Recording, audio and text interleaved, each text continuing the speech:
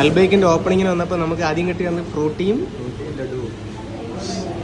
ലഡു. നിന്റെ ലഡു പറഞ്ഞ നേരത്തെ തിന്നിട്ടിരിക്കുകയാണ്. വേറെ അവർക്ക് എവിടെ ബ്രാഞ്ചുള്ള കഴക്കൂട്ടത്തും ഉള്ളൂരോ? ഉള്ളൂര് കഴക്കൂട്ടം വെമ്പായം. ഇതിപ്പോൾ 4ാമത്തെ ഔട്ട്ലെറ്റ് ആണല്ലേ? 5ാമത്തെ. അപ്പോൾ ഉള്ളൂര് കഴക്കൂട്ടം വെമ്പായം അല്ല വെള്ളയമ്പലം ഉണ്ട്. വെള്ളയമ്പലം പിന്നെ ഇവിടെയും കൂടെ 5ാമത്തെ അല്ലേ?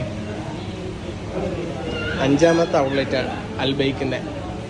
ഉദ്ഘാടന ദിവസം ഞങ്ങൾ ഇൻവൈറ്റ് ചെയ്തിട്ട് പോയതാണ്. അപ്പോൾ ലഡുവിനും ഫ്രൂട്ടിക്കും പുറമേ നമുക്ക് ഫ്രഞ്ച് ഫ്രൈസും നല്ല അടിപൊളി ഒരു ഫ്രൈഡ് ചിക്കൻ്റെ കോംബോ കിട്ടിയിട്ടുണ്ടായിരുന്നു കേട്ടോ.